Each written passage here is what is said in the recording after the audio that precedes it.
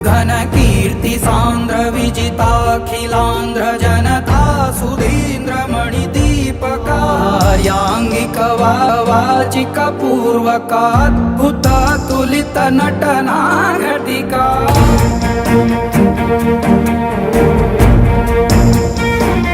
నిరీతులుగా ఇన్నిన్ని పాత్రలుగా నిందర్శింపజేయగల జ్ఞానదర్పణము.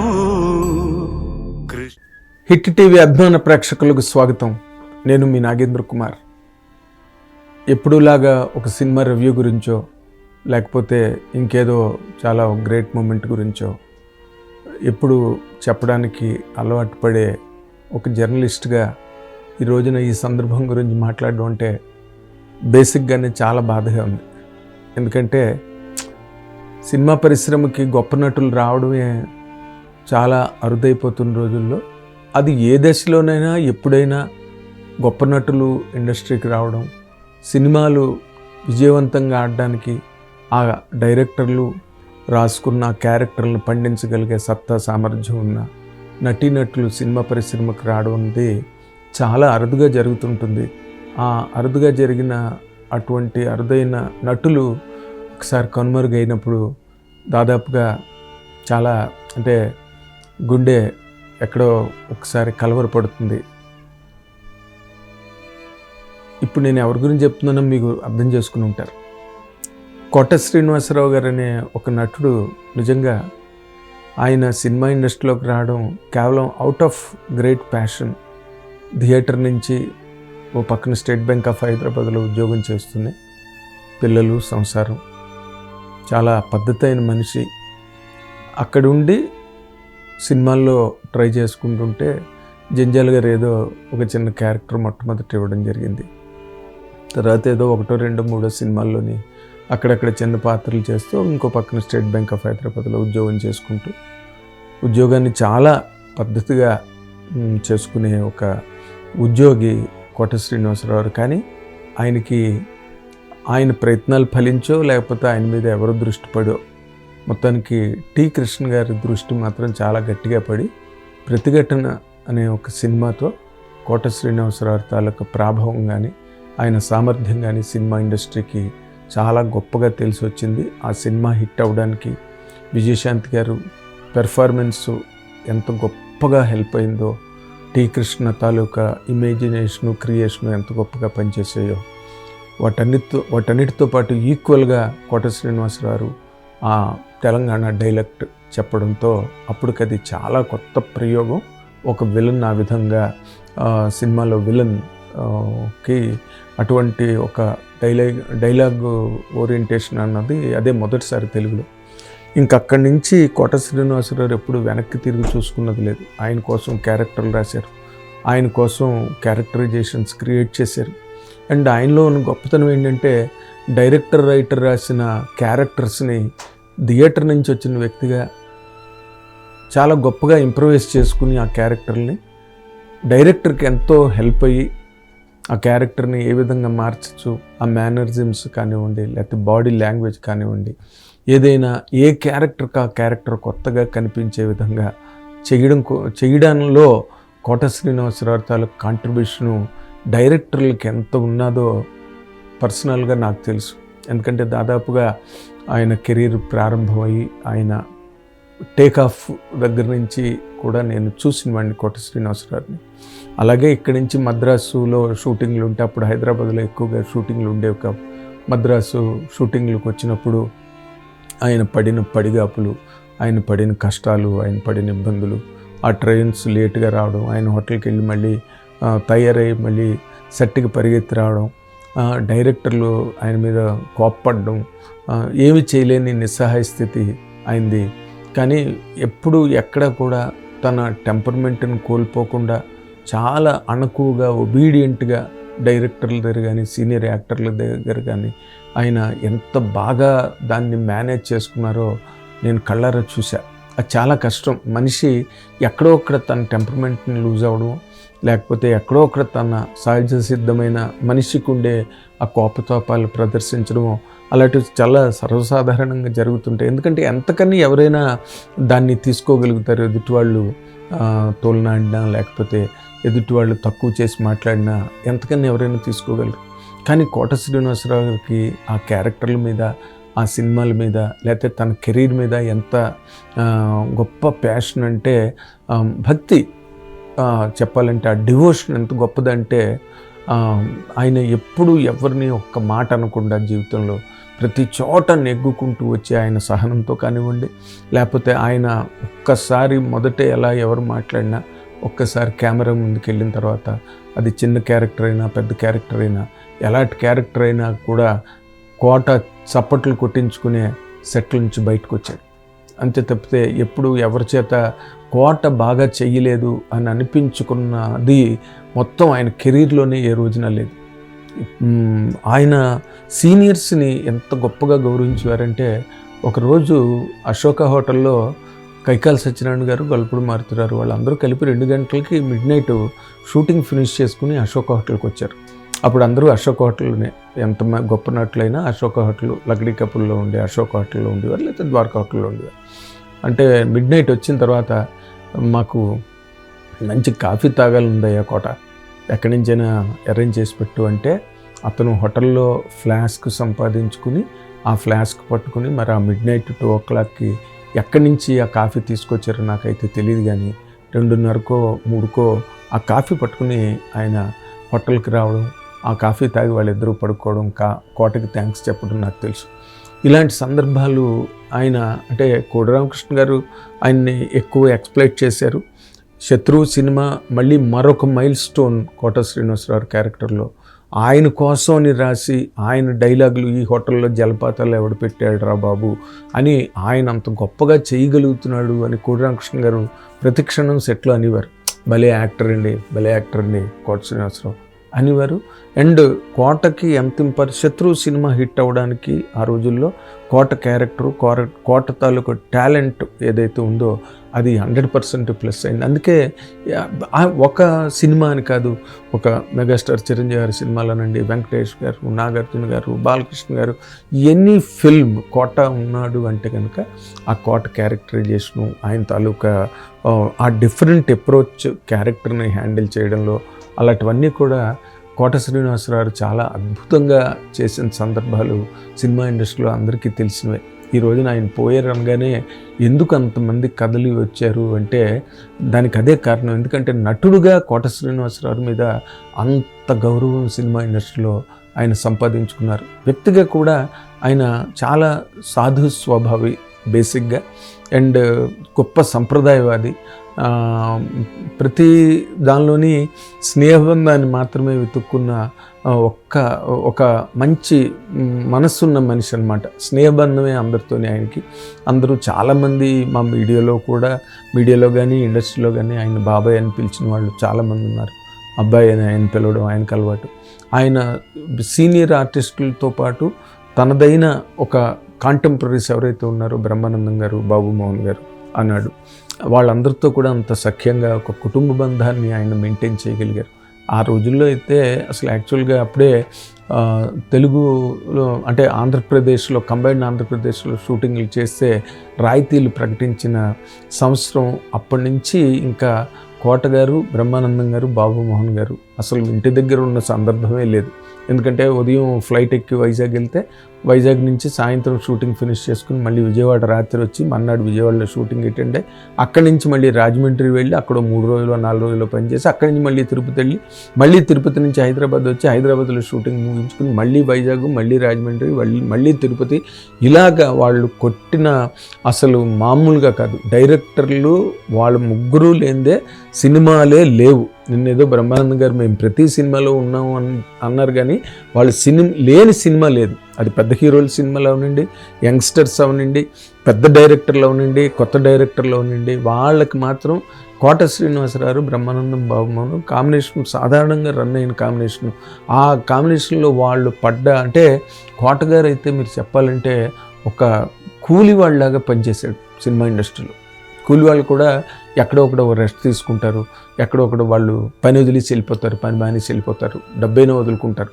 కానీ కోట శ్రీనివాసరావు మాత్రం గొప్ప, అసలు ఆ లేబర్ అన్నది సినిమా కెరీర్లో ఆయన పడ్డ ఆ అవస్థలు, ఇంకా షూటింగ్లకి దగ్గర తీసుకెళ్ళిన తర్వాత వాళ్ళకి రైటర్లు ఎలాంటి క్యారెక్టర్లు రాసేవారంటే బురదలో దొల్లడాలు, గొయ్యల్లో దిగిపోవడాలు, లేకపోతే ఇంకో రకం అన్నీ డిఫికల్ట్గా ఉండే క్యారెక్టరైజేషన్స్ అన్నిటినీ కూడా కోట శ్రీనివాసరావు భరించారు. ఆయనతో పాటు బ్రహ్మానందం బాబుమోహన్ గారు కూడా భరించారు.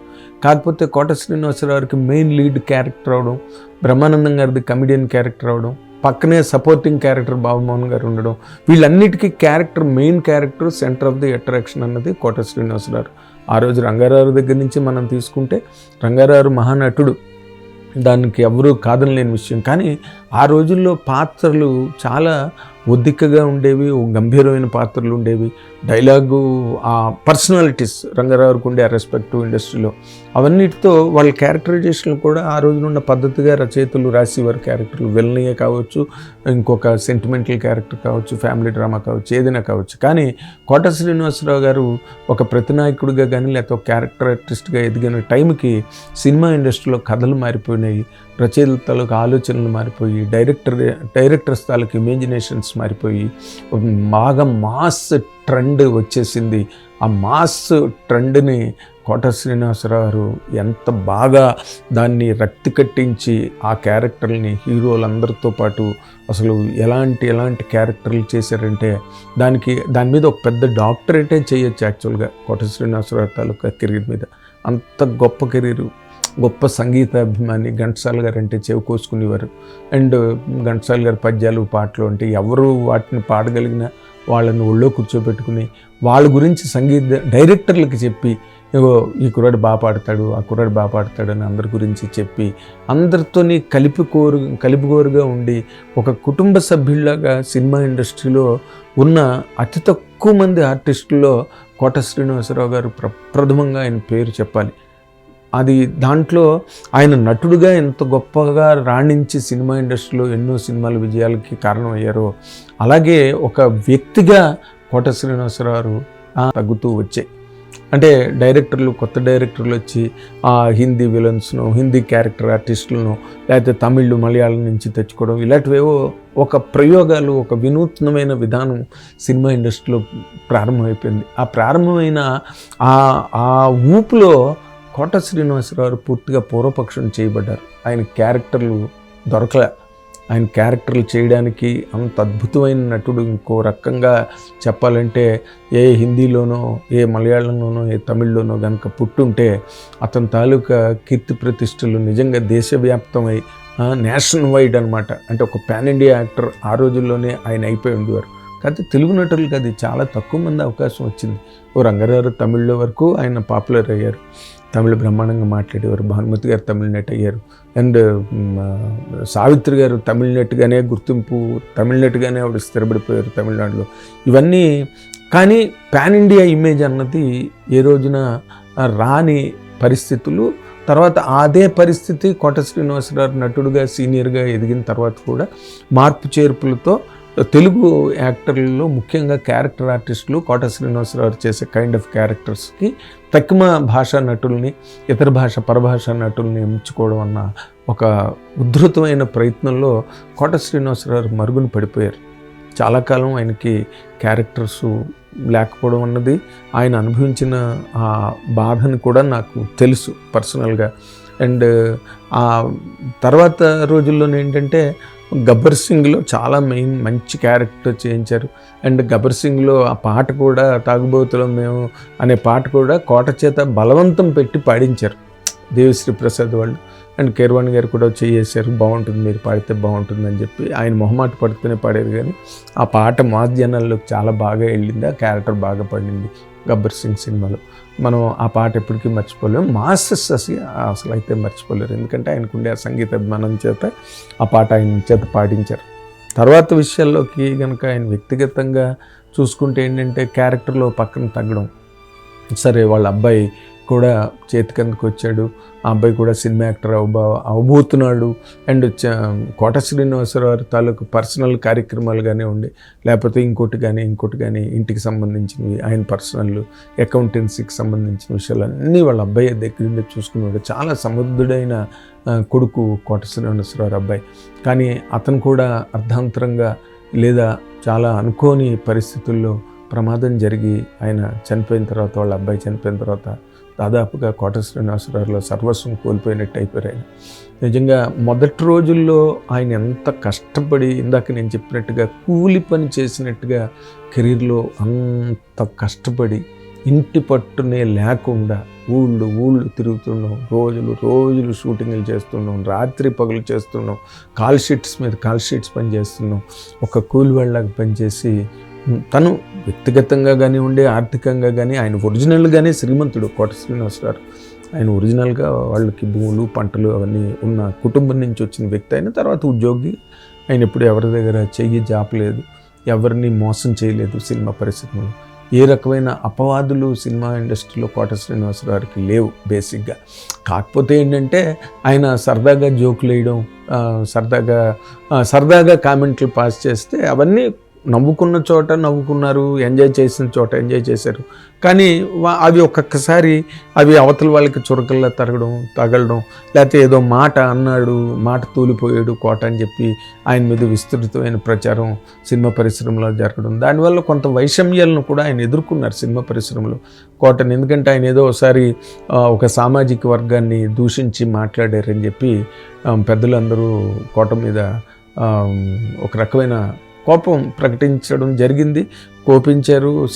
ఇంకా సినిమాలు ఉండవు కోటకి అనే ఒక పరిస్థితి సినిమా ఇండస్ట్రీలో వచ్చేసింది. కానీ కరెక్ట్గా అదే టైంకి గణేష్ రావడం, వెంకటేష్ తిరుపతి స్వామి తమిళ డైరెక్టరు, గణేష్ సినిమాకి చాలా మెయిన్ క్యారెక్టర్కి సురేష్ బాబు గారు సైన్ చేసి సినిమా ఇండస్ట్రీలో మళ్ళీ ఆ క్యారెక్టర్తో మళ్ళీ అసలు గణేష్ క్యారెక్టర్ ఎవరు చూసినా కూడా అసలు అలాంటి క్యారెక్టర్ చేయడానికి ఇండియాలో మరొక యాక్టర్ ఉన్నాడా, ఇంకో యాక్టర్ని మనం ఊహించగలమా గణేష్ లాంటి ఆ క్యారెక్టరైజేషన్ అన్నది అసలు ఎంత అద్భుతమైన పెర్ఫార్మెన్స్ నిజంగా. అందుకే నేను వెంకటేష్ గారు కూడా శత్రువు, గణేష్ ఎన్ని సినిమాలు వాళ్ళ కాంబినేషన్స్లో పనిచేశారు.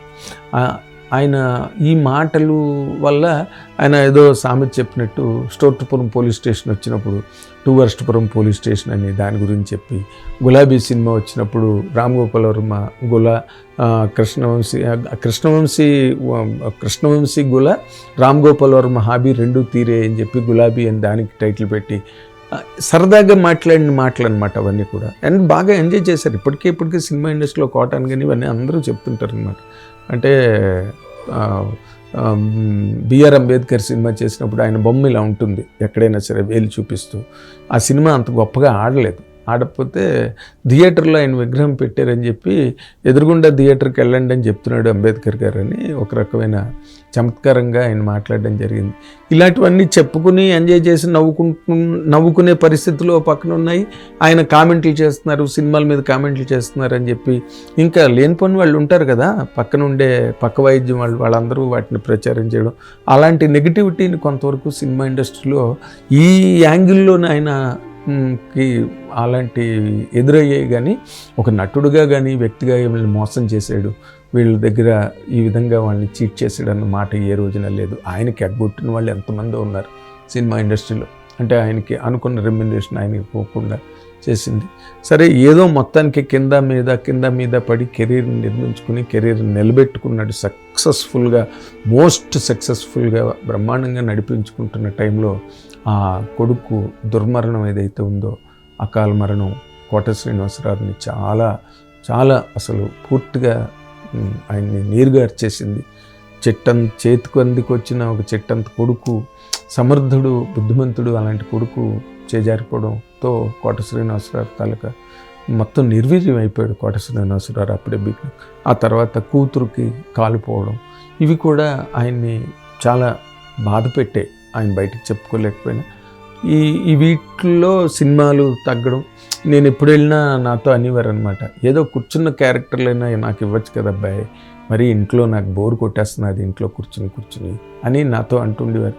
ఇంటర్వ్యూలో కూడా చెప్పారు ఆయన, 3-4 ఇంటర్వ్యూల్లో కూడా ఆ మాట చెప్పడం జరిగింది. కానీ ఇందాక చెప్తున్నాను కదా, ఇప్పుడు ధూళిపాళ్ళ గారిని తీసుకొచ్చి చూడాలనుంది సినిమాలో వీల్ చైర్లో కూర్చోబెట్టి చేయించాడు గుణశేఖర్ గారు. ఆ సినిమా, ఆ క్యారెక్టర్ ఆ సినిమా హిట్.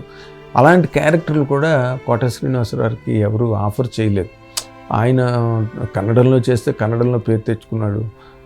అయితే ఈ రోజున ఉన్న పాన్ ఇండియా సిచ్యువేషన్లో ఏంటంటే, మొన్న పుష్ప అవన్నీ రిలీజ్ అయిన తర్వాత మన తెలుగు నటులు అనుకున్న వాళ్ళు, మన తెలుగు ప్రైడ్ అని అనుకున్న వాళ్ళు, ఒక సునీల్ కావచ్చు, లేకపోతే బాహుబలి ప్రభాకర్ కావచ్చు, వీళ్ళందరూ కూడా అదర్ లాంగ్వేజెస్లో అసలు మామూలుగా బిజీ అవ్వలేదు. వాళ్ళు హైదరాబాద్లోనే కనిపించడం మానేశారు. అలాంటి వాతావరణంలోకి వెళ్ళవలసిన కోట శ్రీనివాసరావు గారికి అవకాశం చెక్కలేదు. ఎందుకంటే ఆయన ఆరోగ్యం పాడైపోవడం, షుగరు, బీపీ, డయాబెటీస్ ఇవన్నీ ఆయనకి ఒకదాని తర్వాత ఒకటి ఆయన్ని కమ్మేసే, కాలుకి వేలు తీసేశారు షుగర్ వచ్చి. ఇవన్నీ ఆరోగ్యం, భార్యకి ఒంట్లో బాగాలేకపోవడం, ఆయనకు ఒంట్లో బాగాలేకపోవడం, ఎదిగిన కొడుకు చేజారిపోవడం, ఇలాంటివన్నిటినీ తట్టుకుని ఆయన ఎవరు ఇంటర్వ్యూ అడిగినా కూడా వెంటనే, అంటే భేషజాలు లేకుండా, నేను ఎందుకు నీకు ఇంటర్వ్యూ ఇవ్వాలి, ఎవరు, మీ ఛానల్ ఏంటి, ఎవరి ద్వారా వచ్చారు, ఇలాంటి రకమైన వాతావరణానికి ఆయన చోటు ఎప్పుడూ ఇవ్వకుండా, ఎవరు ఇంటర్వ్యూ అడిగినా వెంటనే వాళ్ళని ఆనర్ చేసి, ఒక్కరోజు టైంలో వెంటనే ఆయన అనుభవాలు, ఆయన జ్ఞాపకాలు అన్నీ, ఎన్ని బాధలు పడ్డాడు, ఆ మండలాధీశుడు చేసి ఇండస్ట్రీలో అందరి చేత తిట్లు తిన్నాడు. అండ్ ఒకటి కాదు, ఆయన చేసిన ప్రయత్నాలు, ఆ ప్రయోగాలు, ఆయన కెరీర్ బిగినింగ్లో మాట చెప్తున్నాను నేను. ఇవన్నీ ఆయన్ని కదల్చలేకపోయి, ఏవి ఆయన నీరుగార్చలేకపోయి అన్నిటినీ తట్టుకున్నాడు. గుండె ధైర్యంతో నిలబడ్డాడు. చాలా పాజిటివ్ యాటిట్యూడ్తో సినిమా ఇండస్ట్రీలోని ఆయన ఒక ఆయన ఒక వ్యక్తిత్వ వికాసానికి పనికొచ్చే ఒక కంటెంట్గా, ఒక పాఠ్యాంశంగా కోట శ్రీనివాసరావుని పరిగణించవచ్చు. ఎన్ని ఇబ్బందులు పడ్డా, ఎన్ని మాటలు పడ్డా, ఎన్ని ఎదురు దెబ్బలు తిన్నా, ఎప్పుడు సినిమా ఇండస్ట్రీలో మొక్కవని విశ్వాసంతో సినిమా ఇండస్ట్రీలో ముందుకెళ్ళారు. కాకపోతే ఏంటంటే, ఆయన ఏదో విధి వంచనలాగా ఆయనకి కొడుకు పోవడంతో ఆయన పూర్తిగా నిర్వీర్యం అయిపోయారు. ఆ తర్వాత ఆయన మళ్ళీ కోలుకున్నది లేదు. ఇంట్లో ఎవరు వచ్చినా వెళ్ళి కలిసి మాట్లాడేవారు. ఆయన స్నేహితులందరూ కూడా ఆయన్ని వెళ్ళి, బ్రహ్మానందం గారు కానీ, బాబుమోహన్ కానీ రెగ్యులర్గా కలుస్తుండేవారు. తర్వాత ఆయనతో నటించిన నటులు కూడా చాలామంది పోయారు.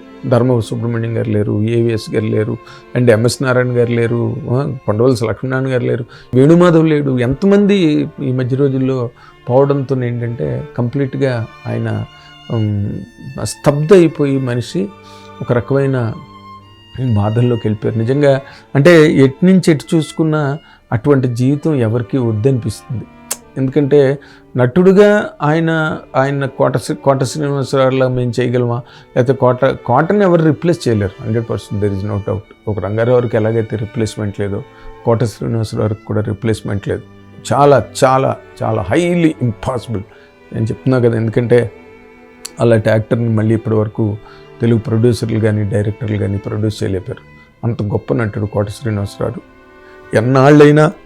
ఎన్నేళ్ళైనా కోటకి రిప్లేస్మెంట్ అయితే మాత్రన్నారు. కాకపోతే దాని వెనకాతల రిప్లేస్మెంట్ లేని గొప్ప ఘనతని సాధించిన కోటగారి వెనకాతల ఒక చాలా లెబోరియస్ లైఫ్, ఒక చాలా క్రిటికల్ లైఫ్, చాలా కష్టతరమైన జీవితాన్ని గడిపి, తర్వాత క్లిష్టమైన సమస్యలను ఎదుర్కొని, ఆఖరిని ఏంటంటే నిన్నటి రోజున సరదాగానే ఉండేవారు మ్యాక్సిమం దానిలో. తన తాలూకా ప్రతిభని ఎప్పుడు గొప్పగా చెప్పుకోలేదు. లక్కు నాకన్నా చాలా గొప్ప నటులు ఉన్నారు, నాకు అదృష్టం కలిసి వచ్చిందని అనేవారు తప్పితే, నేను చాలా గొప్ప నటుడిని, నేను పీకాను, నా అంతటి వాడు లేడు అని ఏ రోజున ఆయన మాట్లాడలేదు. అలాంటి ఒక మంచి గొప్ప నటుడే కాకుండా ఒక గొప్ప వ్యక్తిగా కూడా ఆయన మీద చాలా అపవాదులు ఉండేవి. కానీ వాటన్నిటిని పాజిటివ్గా తీసుకుని, ఎవరిని పల్లెత్తు మాట అనకుండా సినిమా ఇండస్ట్రీలో లోకులు కాకులు అన్నట్టుగా ఆయన అందరినీ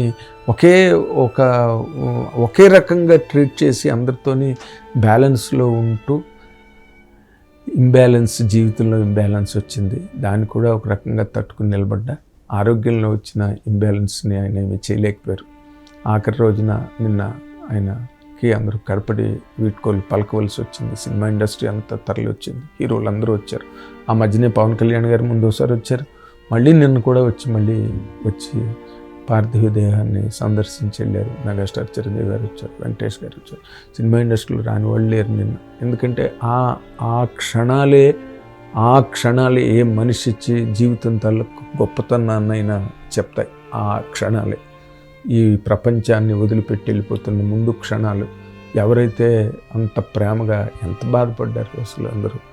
అంటే ఇట్స్ ఎ గ్రేట్ ఎగ్జిట్. చాలా బాధాకరమైన ఒక పరిస్థితుల్లో కోటగారు మనందరినీ, సినిమా ఇండస్ట్రీని, ప్రేక్షక లోకాన్ని విడిచిపెట్టి వెళ్ళిపోవడం జరిగింది.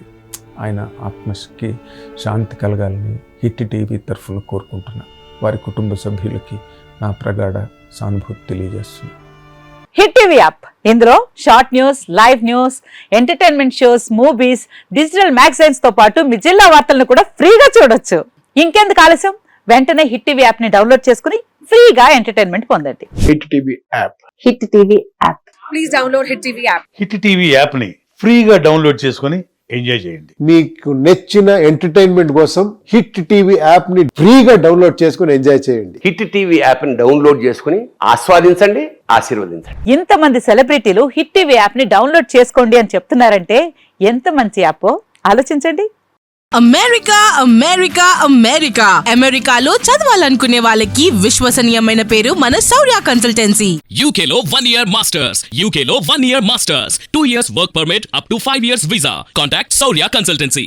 Contact 89851 89851.